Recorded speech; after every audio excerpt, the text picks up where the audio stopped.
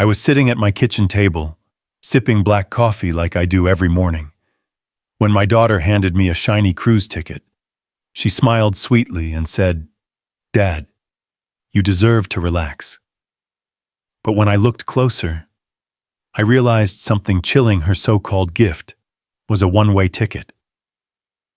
For a moment, my heart sank. After all I sacrificed, after years of working double shifts to raise her, was this how she planned to repay me by shipping me away for good? Still, I didn't let her see the storm building inside, because what she didn't know was this: I had kept every letter, every document, every secret she thought I'd forgotten. And that morning, I promised myself I wouldn't stay silent anymore. So let me tell you what happened next. And you decide if blood really is thicker than water. Stay with me until the end of this story, and write in the comments the city you're watching from. And don't forget, subscribe to the channel so you never miss the next chapter of my journey. The day Marla came to visit was already strange enough. She rarely stopped by, and when she did, it was usually rushed, like she was checking a box rather than seeing her old man.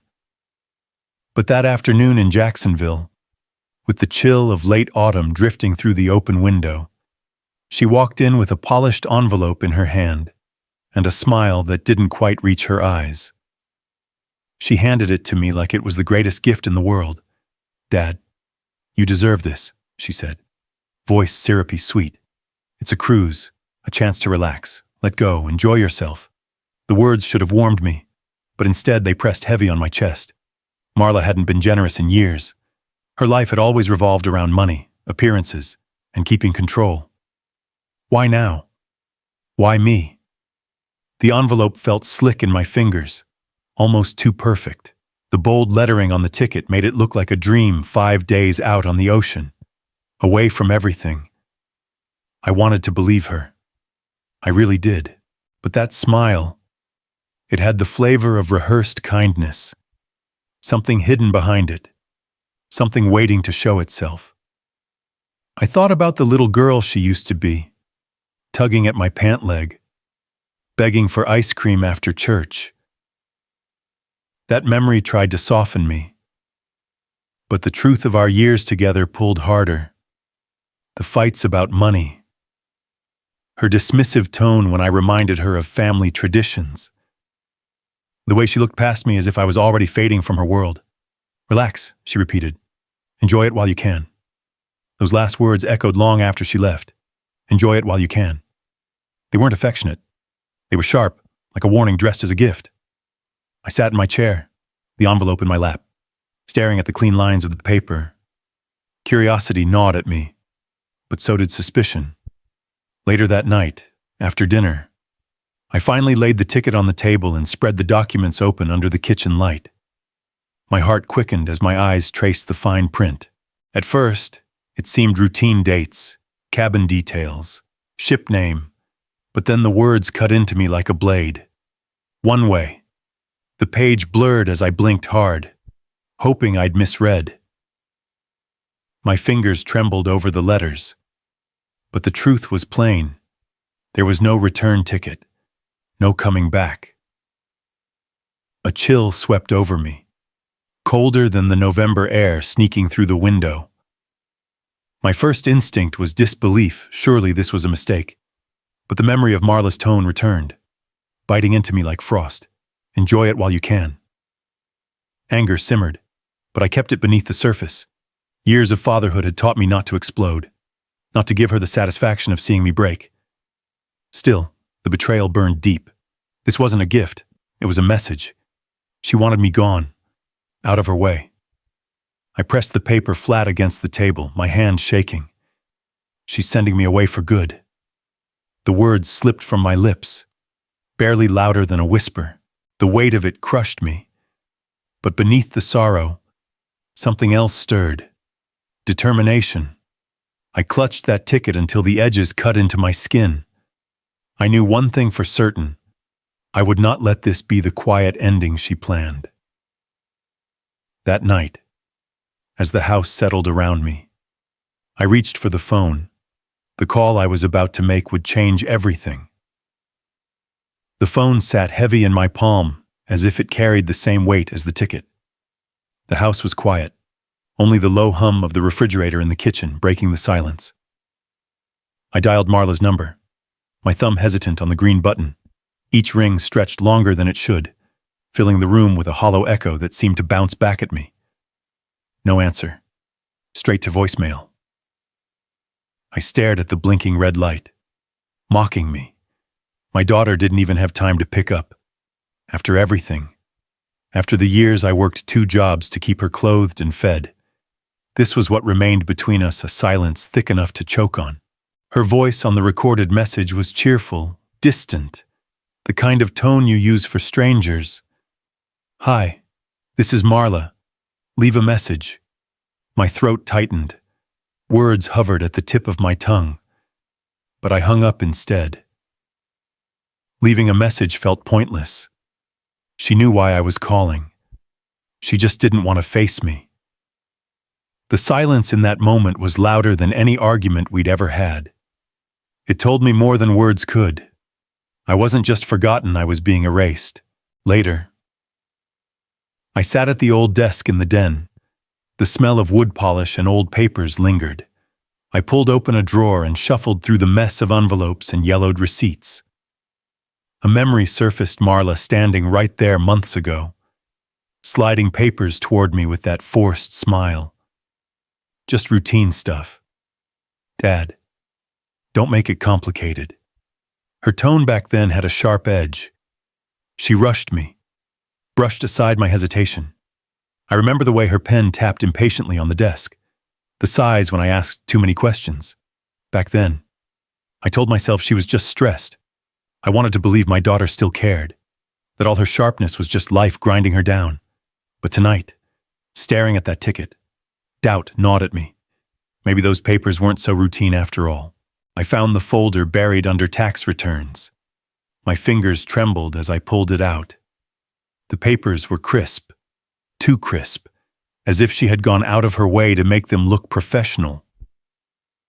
My eyes scanned the lines, and the words blurred for a moment before snapping into focus. It wasn't routine. It was a contract. And not just any contract, one with my name signed neatly at the bottom. Only I never signed it. The document transferred control of my property to Marla, my house, the little savings I had, even my car. All of it lined up neatly in black and white, as if I had willingly handed it over. My chest tightened. My own daughter had forged my signature. The ticket wasn't a gift. It was a cover. Send me away. Make sure I was out of the picture. And take everything I had worked for. I set the papers down slowly, the room spinning just enough to make me grip the edge of the desk. Rage and grief tangled together. Heavy and sharp. "She's planning to erase me," I whispered, the words tasting bitter. The silence of the house swallowed the truth whole. The morning light crept in gray and heavy, the kind of autumn sky that made the house feel colder than it really was. The hum of the refrigerator was the only sound filling the kitchen. My eyes drifted toward the stack of drawers in the corner, a place I rarely bothered to open anymore. Something nudged me, some half-buried instinct, and I pulled one open. There it was, an envelope yellowed around the edges, folded over itself so many times the creases had nearly torn. My own handwriting stared back at me. I knew what it was before I even unfolded the paper, the letter I had written years ago after my wife passed. The one I never had the courage to send to Marla. I smoothed the paper flat on the table. The words hit me harder now than when I first wrote them. I had begged for a sliver of understanding, asked her to spend more time with me, to remember that grief wasn't something a man could shoulder alone, but instead of sending it, I tucked it away like a coward. The crumpled edges mocked me, whispering all the things I'd left unsaid. My chest tightened. That letter was proof of years of silent silence that allowed Marla's distance to grow. Silence that gave her room to turn cold. I thought of Taryn Holloway, the young flight attendant who once listened when I spoke of family pain. I remembered telling her, I should write to my daughter. She smiled then, said I should. And yet, I never followed through. That letter was all I had left of a chance never taken.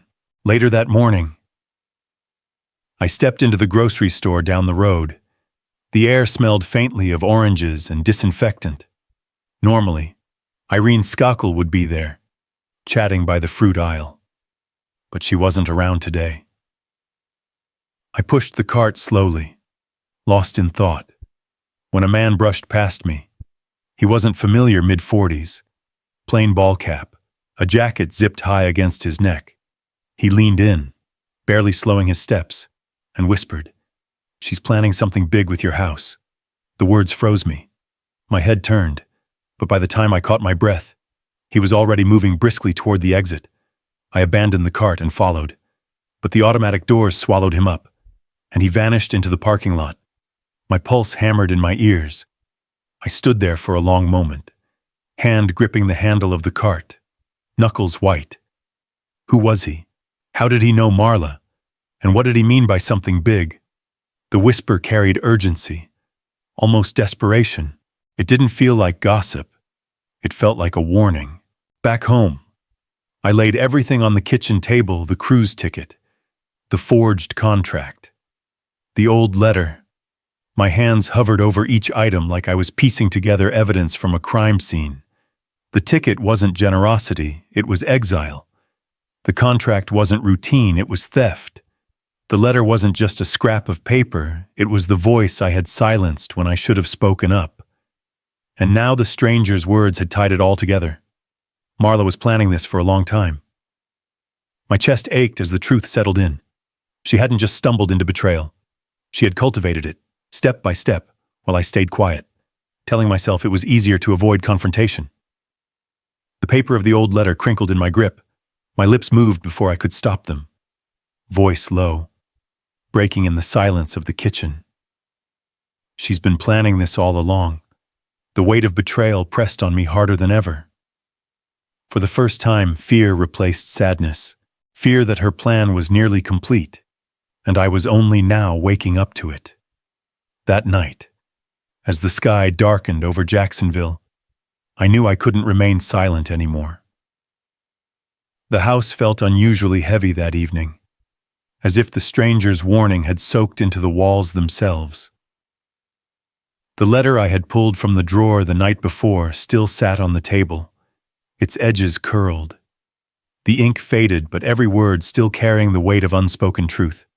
For years, hesitation had been my companion silence, my shield. Now that silence seemed like the very rope Marla had been tightening around my neck. I read the letter again, hands trembling slightly. Every line reminded me of what I never dared to say: the disappointment after her mother's passing, the growing distance, the sharpness in her voice whenever money was mentioned. Regret burned in my chest. All that time, I had convinced myself that avoiding conflict meant preserving family, but maybe avoiding it had only given her room to build her plans. By the time the clock hit 7, resolve had replaced regret. For the first time in years, I picked up the phone and called her, not as a weary father reaching for peace, but as a man preparing to defend his ground. Marla arrived a half hour later, her heels clicking against the porch, her perfume sweeping through the doorway like a curtain of sweetness too thick to breathe. I had asked her to come under the pretense of needing help with some papers, my voice steady enough to mask the storm building beneath. "Daddy," she said with that rehearsed smile, her eyes scanning the living room as though it were a place she barely remembered. "You sounded urgent." I gestured toward the table where the ticket and the contract copy lay side by side. "We need to talk about this." Her expression barely flickered before the smile returned, smoother than glass. "What about it? I thought you'd be packing by now. Don't you want to enjoy yourself, enjoy myself?" The words came sharper than I'd intended. A one-way ticket. Marla. And these papers, I tapped the contract with a finger that trembled. Though not from weakness. "They're not what you said they were." She tilted her head, the way a lawyer might when preparing to dismantle an argument. "Daddy, you're just tired." Maybe your memory isn't as strong as it used to be. I explained everything. Routine paperwork. Remember, the gaslight was almost blinding. My pulse raced, anger pounding in my ears. Don't you twist this. You wanted me gone, out of the way. Why, so you can take the house? Is that what all this has been about? Her eyes hardened, though her lips still curved upward. You're imagining things. Honestly, it hurts me to see you like this. The mask cracked when she leaned closer, voice low. Every word dipped in poison. If you keep pushing, Daddy, things could get very uncomfortable for you. Legally, financially. I don't want that for you. Not at your age. Her nails brushed against my sleeve as if she were steadying me. But it felt like shackles. At that exact moment, movement at the doorway caught my eye. Irene Skakel, my neighbor, had paused mid-step on the walkway outside. The door had swung slightly ajar in the heated air between us, and her face tilted just enough to catch the sound of Marla's words. Her brow furrowed, lips pressed together, before she quickly looked away. She didn't leave, though she lingered by her garden fence, watering can in hand. A silent sentinel who had witnessed more than Marla realized. My daughter straightened, collecting her purse with a snap. Think it over, she said, brushing my arm with mock tenderness. You don't want to make this ugly. She left behind a trail of perfume and cold threat. I stood frozen at the threshold, heart pounding, the weight of Irene's brief glance echoing louder than anything Marla had said. There was proof now, not enough to stop her, but enough to know I wasn't entirely alone that night. I sat in the dim glow of the kitchen lamp, staring at the documents spread out before me. Marla's smile haunted the corners of the room, a smile that no longer belonged to a daughter, but to an adversary. And yet, instead of despair, a flicker of something unfamiliar stirred resolve. For the first time in years, silence no longer felt safe. It felt like surrender. I whispered to the empty room. More a promise than a thought. I won't stay silent anymore. The house was silent that night, but my mind refused to rest. I sat up in bed, staring at the ceiling fan as it creaked slowly overhead, the rhythm of its blades failing to soothe me. Every time I closed my eyes, Marla's voice came back, smooth and sharp as glass. You don't want to make this ugly. That smile she left me with, it gnawed at my insides. All through the hours of darkness, the memories clawed their way back. Long shifts at the factory, the smell of metal and oil clinging to my clothes. While she was at home with new textbooks I worked overtime to afford. The years I skipped new coats, new shoes, new anything, just so she could have a better chance than I ever did. The sacrifices piled so high. Yet now she treated me like a piece on her game board to be moved or removed. The clock struck 3 a.m. My chest felt heavy, not with sleep, but with a strange fire that had been missing for years. A vow rose in me, unspoken until now. I would not spend my last years pushed into silence. I would not die with her hand around my life. This ended with me standing, not bowing. The morning broke gray, a soft drizzle tapping against the windows. I shuffled to the kitchen, the weight of the night still in my chest. When I heard a knock at the door, opening it, I found Irene Skakel, my neighbor, holding a small basket of muffins. Her eyes studied me quietly, as though she already knew something.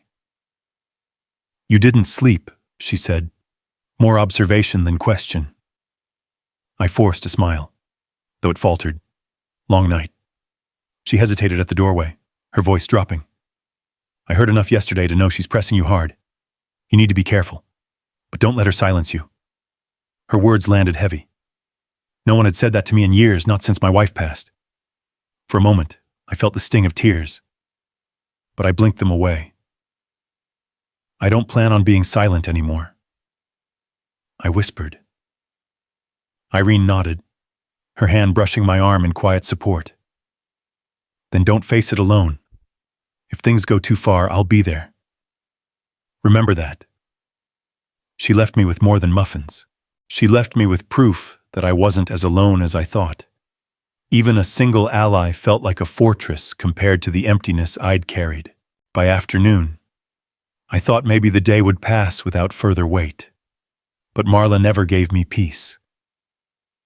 She came unannounced, heels clicking sharp against the porch, her figure appearing at my doorway like a storm cloud. I barely had time to gather myself before she pushed in, her eyes flashing. "Why are you talking to Irene?" she demanded, her voice low but cutting. "Do you want to embarrass yourself, embarrass me, parading your paranoia to the neighbors?" I steadied my breath. She heard enough. "You can't keep everything hidden." Marla laughed, short and bitter. "Oh, Daddy, you really think anyone will believe a tired old man over me? I've worked hard to build a life. You'll only look confused, unstable." Then she laid the papers on my table, fresh ones. Neat, their edges sharp. "Sign these. Joint control of the house, your accounts, everything. It'll make things smoother. Or," she paused, her smile ablaze, "I'll have to handle this another way. You've heard of guardianship. Haven't you? Courts can decide when someone's too old to manage." Her words hit me like cold water. I could feel the tremor in my hands, the fear creeping in. For years, I had stepped back, let her guide, avoided confrontation. But not now. Something steadier filled me. Stronger than the fear, I pushed the papers back across the table. "I'm not signing a damn thing without a lawyer." The silence that followed was electric.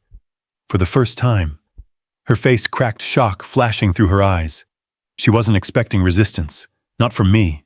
Her jaw tightened, her hands gripping the edge of the table. Then she snatched the papers up, shoved them into her bag, and turned for the door before leaving. She leaned close, her voice a hiss. "You'll regret crossing me." The door slammed behind her. I stayed in the chair, my breath shallow but steady, my heart thundering. Fear still lingered, but alongside it was something sharper: resolve. A line had been drawn. She knew it, and I knew it. That night, as I sat in the stillness of my kitchen, the weight of her threat circled my thoughts. Yet beneath the fear, there was a quiet certainty. For the first time in years, I had stood firm. I didn't know it yet, but her next move would strike harder than I imagined. The strange envelope arrived on my doorstep just after dawn. No knock, no sound, just a plain manila folder slipped under the door, as if the morning air itself had carried it. The weight in my hands felt wrong before I even opened it. Inside lay a stack of papers, clean and official, stamped and signed. And right there, bold as daylight, was my name written in a signature I recognized all too well. It looked like mine, neat and deliberate. Yet something inside screamed that it wasn't. A cold shiver crawled up my spine. I hadn't touched these papers. I hadn't even seen them before. Whoever had done this had taken my handprint, my mark, and turned it into a weapon against me. The ink seemed to mock me, an echo of my past. But not mine at all. The memories came rushing in, Marla pushing contracts under my nose, insisting they were routine forms. The way she pressed me to sign quickly, her voice firm, her eyes sharp. Had she taken old documents, scanned them, copied my name? A sense of violation grew heavier than any burden I had carried before.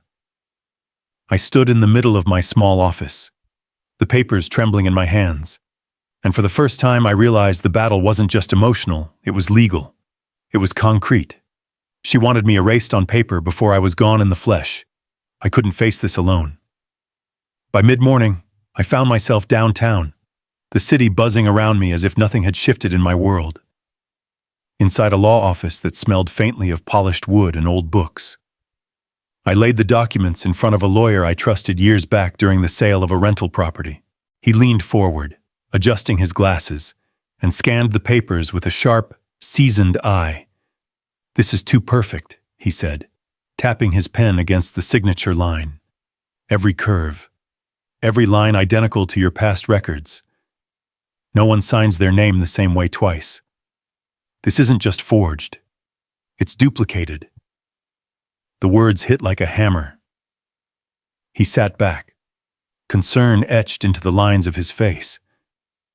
"If she files these in court and argues guardianship or joint control, the burden will be on you to prove otherwise.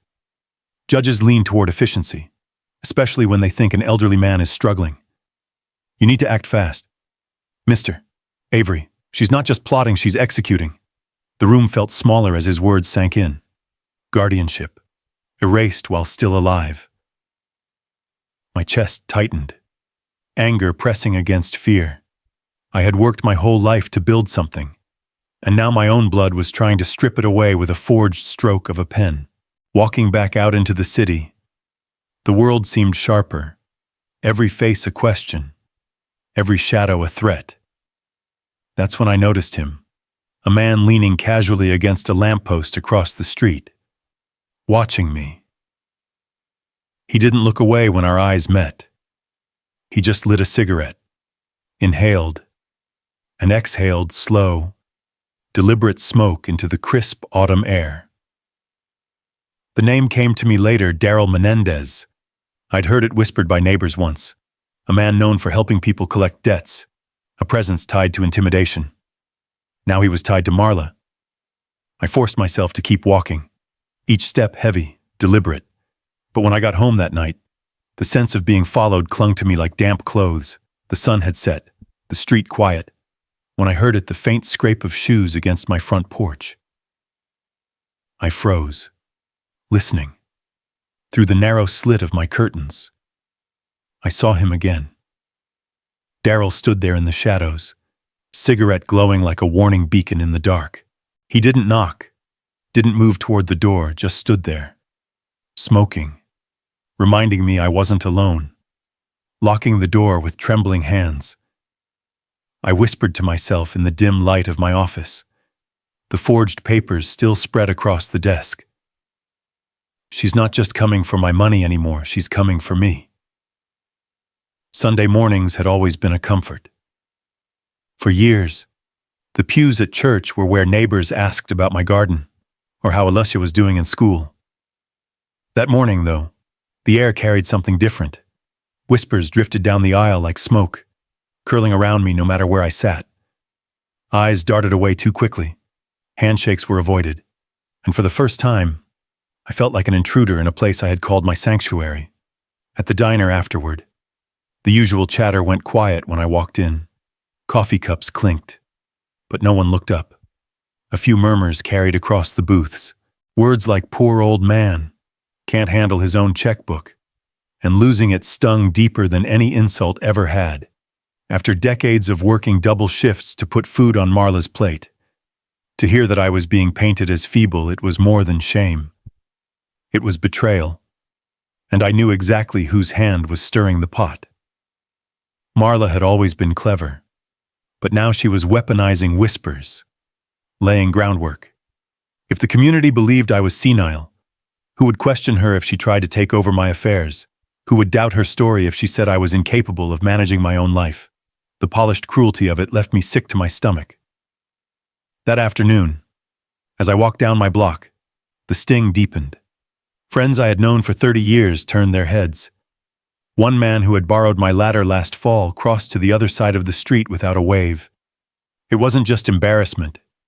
It was erasure. Marla was hollowing out my place in the very soil of Jacksonville.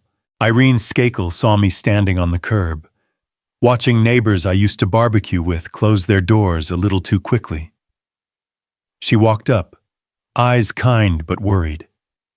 "Odell," she said softly, "I know what's being said, and I don't believe it for a second." Those words were a lifeline. For a moment, I felt seen. Yet even that comfort was fragile. Later, when Alicia visited, she asked in a hesitant voice if I was doing okay. There was doubt in her eyes, gentle but present. The idea that Marla's poison had touched even my granddaughter shook me harder than all the gossip in town. That night, I sat at my kitchen table, staring at a cup of coffee gone cold. I thought about how lies could spread faster than truth, about how silence could be more lethal than shouting. Marla wasn't just trying to rob me, she was trying to bury me alive under the weight of her version of me. The following evening, as the sun dipped low and the streetlights hummed, I walked to my mailbox.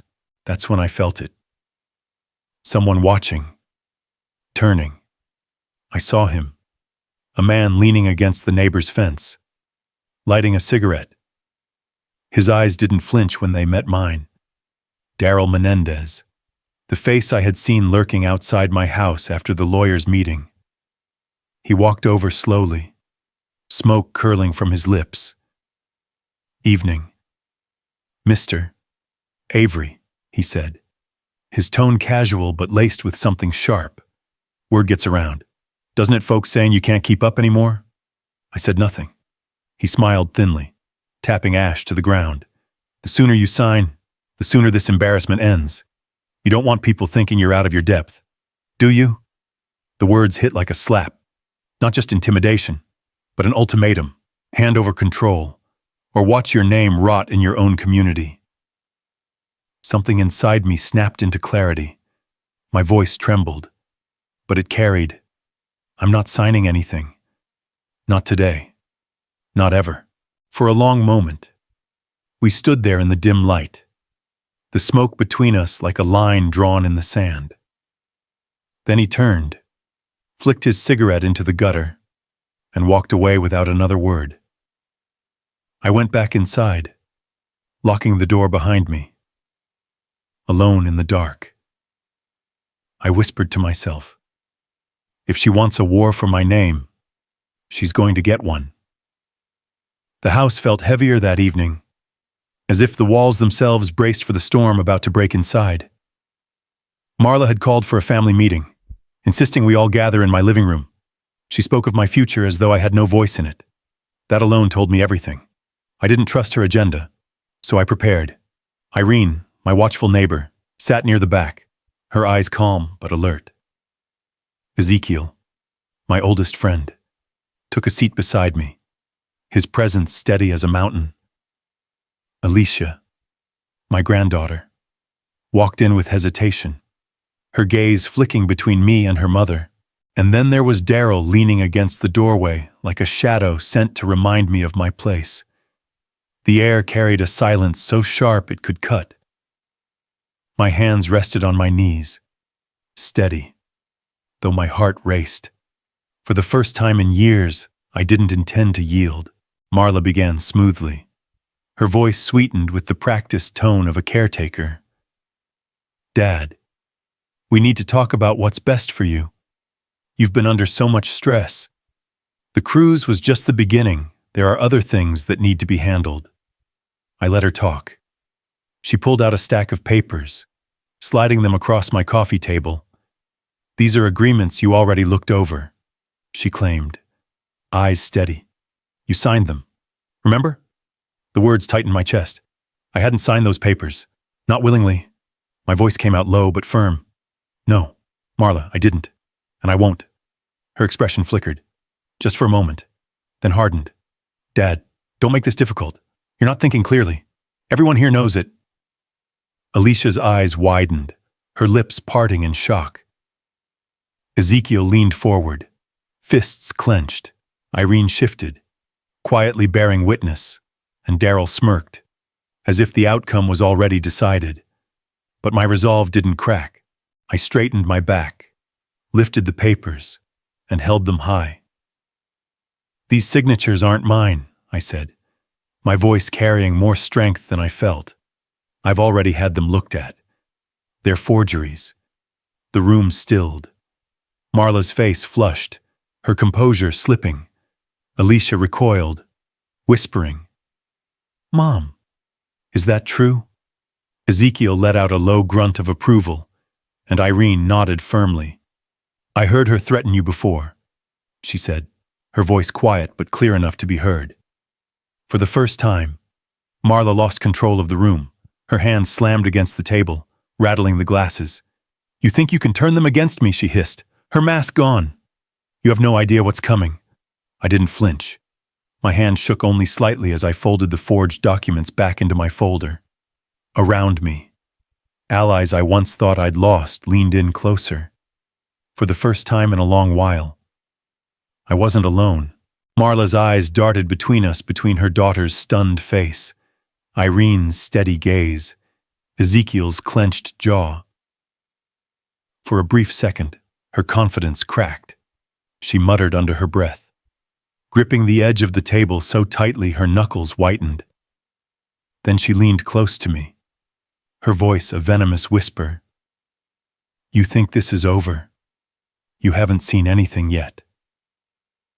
The room held its breath as she stormed out, Daryl trailing behind her like a shadow swallowing the last bit of light. And though her words carried menace, in that moment a tide had shifted. For the first time, the truth stood in daylight, and it wasn't me who looked weak. The courthouse smelled of polished wood and faint disinfectant, a strange blend that tugged at old memories of waiting rooms and battles long past. Ezekiel walked beside me, steady as a cane even though he didn't say much. Irene followed close behind, her presence like a quiet shield. My heart was a hammer in my chest, pounding against ribs that felt more fragile than they used to. Marla stood at the far end of the hallway, her head held high as if she had already won. Daryl loitered beside her, arms crossed, smirking like he was enjoying a private joke. They had lawyers with them, suits pressed, briefcases gleaming. I swallowed hard, reminded again that this was not just family business anymore. It had become war, and the battleground was legal. The clerk announced a brief delay in the hearing, buying me a little more time to breathe, but time didn't soothe anything. Marla saw her chance. She walked right up to me, heels clicking sharp against the tile, her perfume a cloud of something expensive and suffocating. "Daddy," she said, voice dipped in honey but laced with venom. "This ends today, one way or another." The words sank like cold stones in my gut. I had seen her angry before, but this was different. It wasn't the tantrum of a daughter upset with her father. It was a predator circling prey.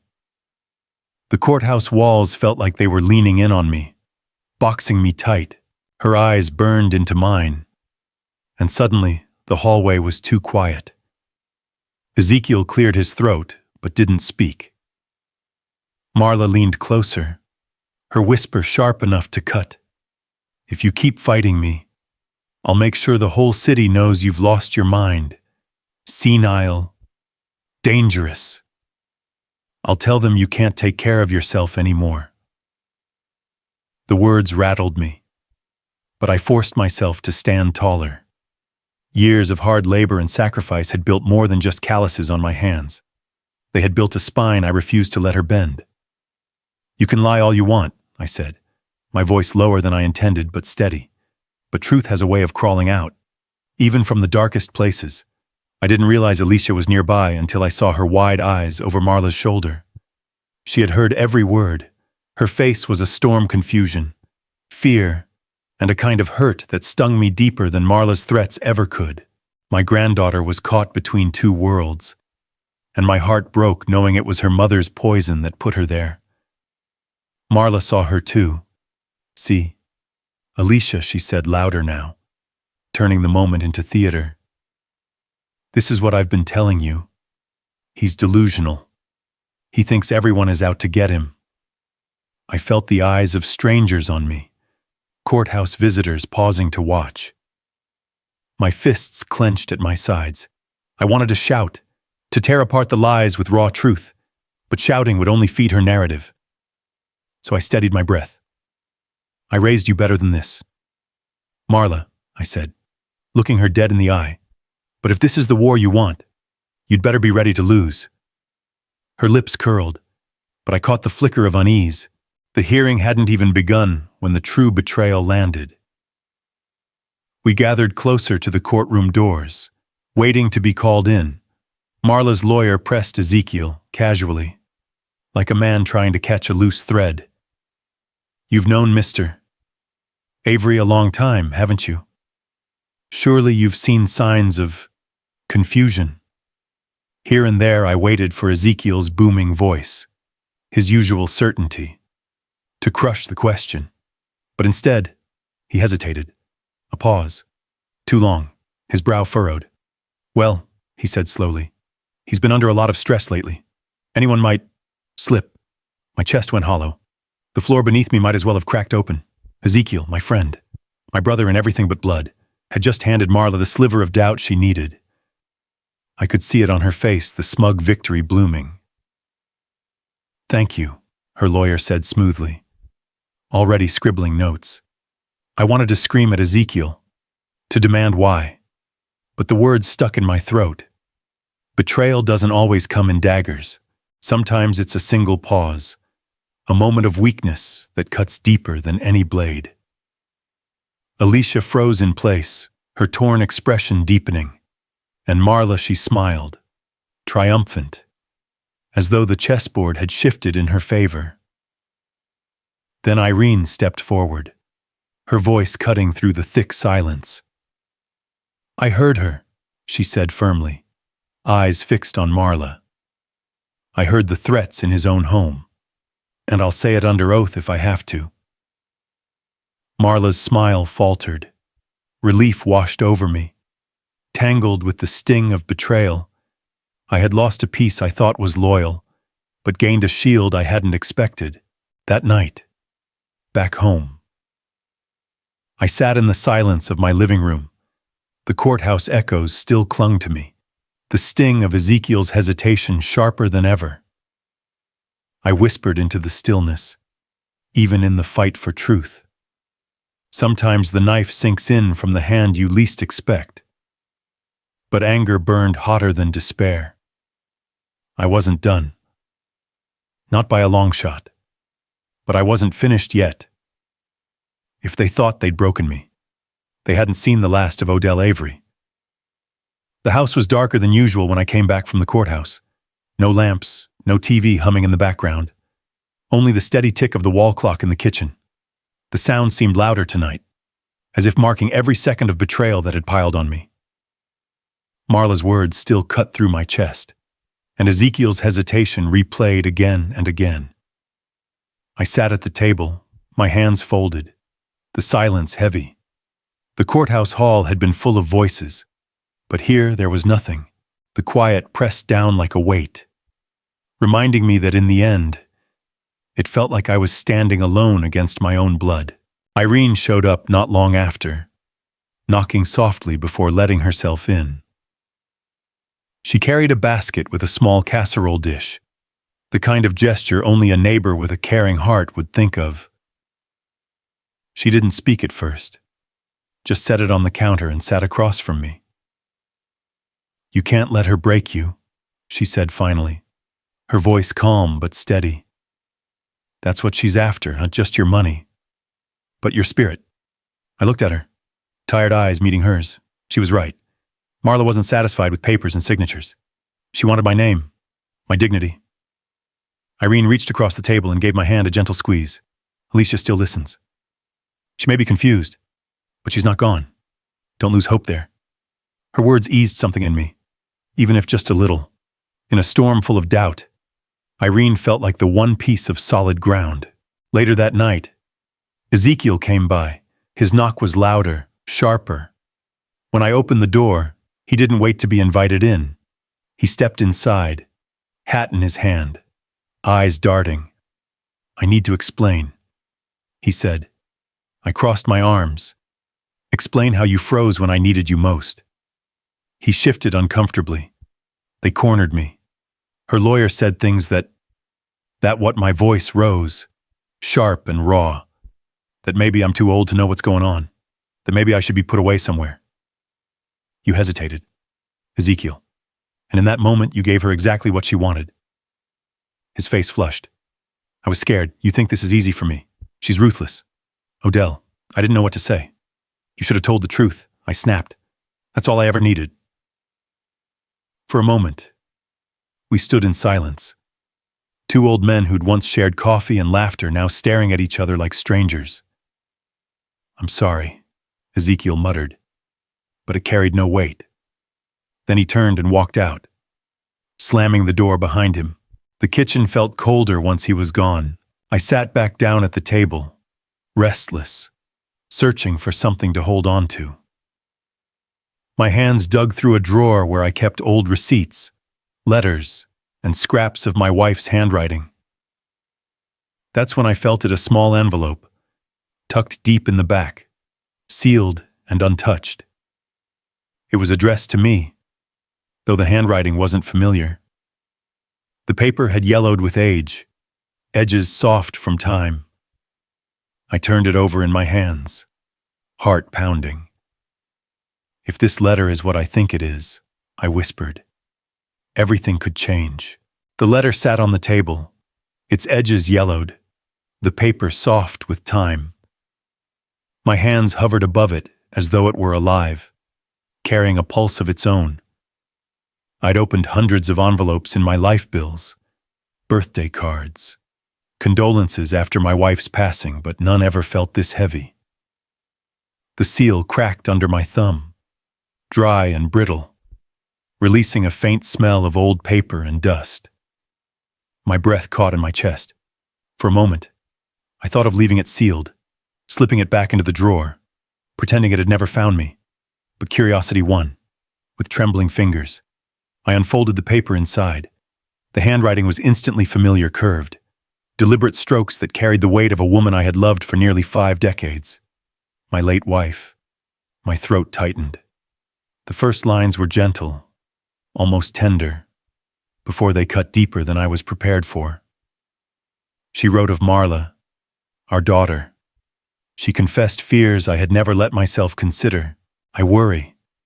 Odell, the words began, that Marla sees you not as her father, but as a gatekeeper, that someday she may resent you for standing between her and what she believes she deserves. I blinked hard, reading the words again, as if the ink would rearrange itself.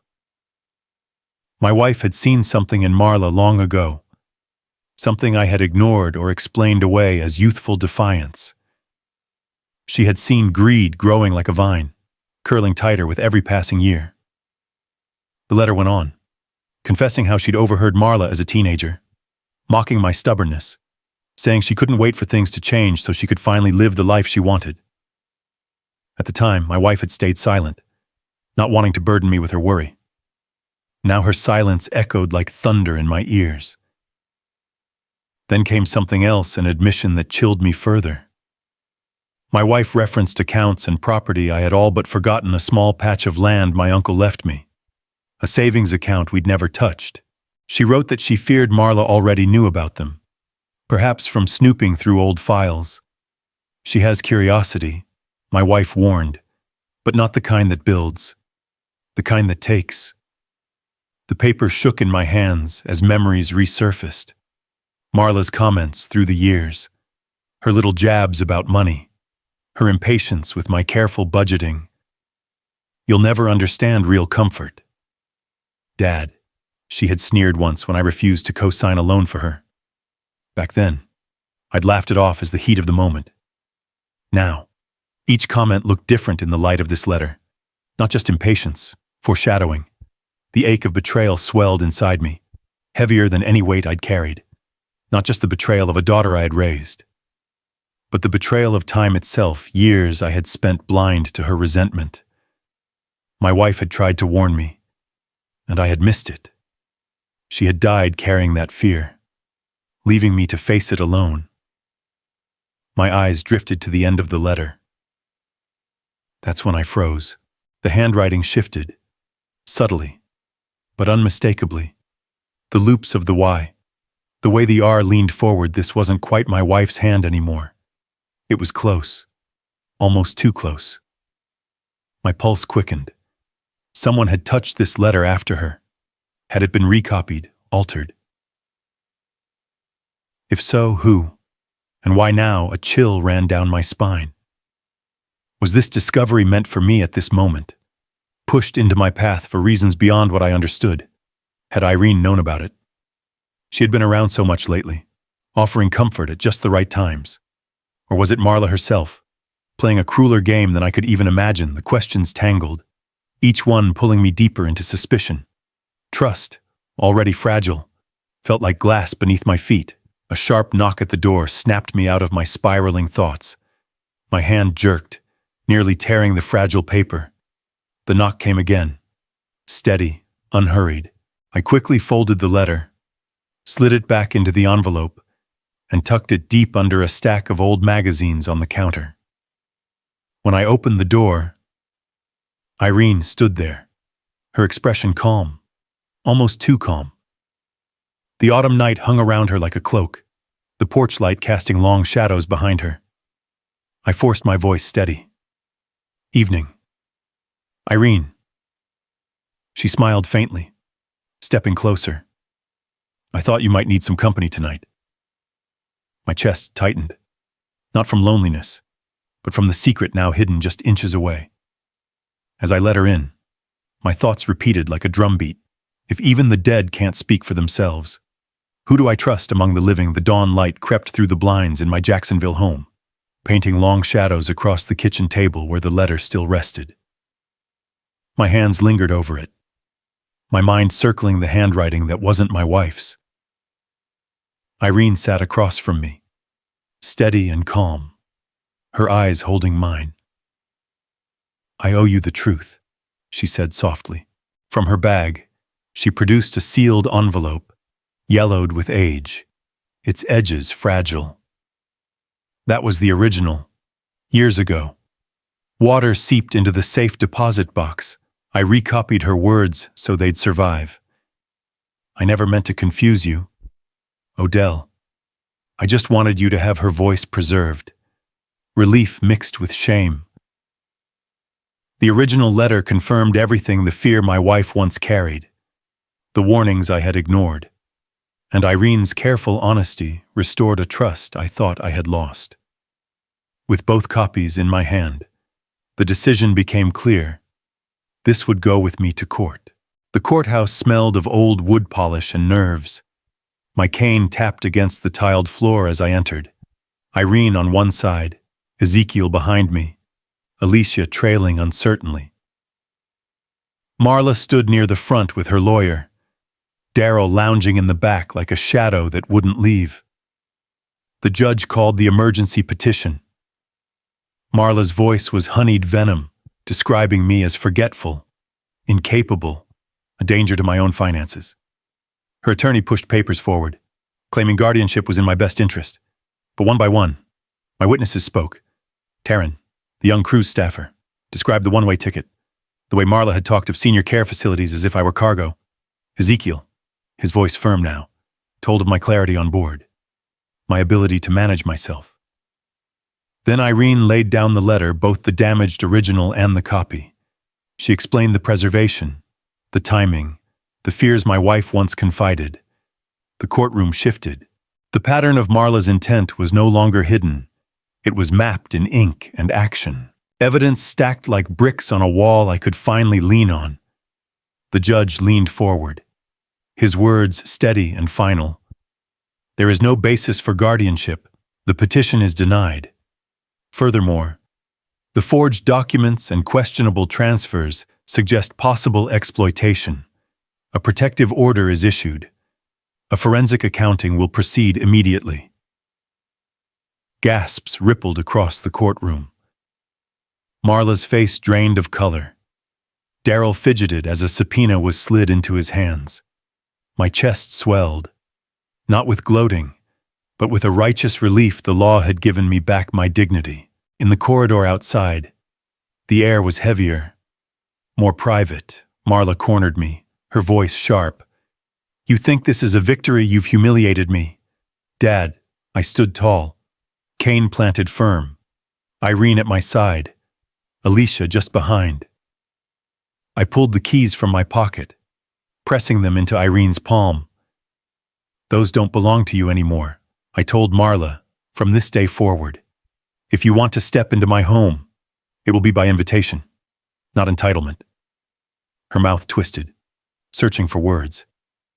Daryl slunk away without a glance back. Alicia's eyes filled, not with confusion, but with clarity. She saw me not as frail, not as weak, but as a man standing on his own 2 feet. "This is the last check you'll ever cash in my name," I said, quiet but final. Marla spun on her heel and left, her heels clicking like gunshots against marble. That evening, the storm gave way to rebuilding. Papers spread across my kitchen table. Not forged this time, but drafted with care. A trust was established, Alicia and Irene named co-trustees. Scholarships set for the church, and a maritime grant in my wife's memory. Every safeguard locked into place. Not against love, but against greed. As the ink dried, I felt lighter than I had in years. Night fell soft. I sat on the porch with Alicia, the cicadas buzzing in the distance, the horizon painted with a quiet gold. She held my hand, her thumb tracing circles like her grandmother once did. "You taught me today, Grandpa," she whispered, "that loving someone doesn't mean letting them take everything." I nodded, the lesson settling deep in both of us. "Silence isn't surrender," I said, my voice steady. "It's strategy. And love. Real love always has boundaries. Far off." A ship horn echoed across the water. It reminded me of that cursed ticket, the one meant to be one way. But my journey was never one way. I chose the return.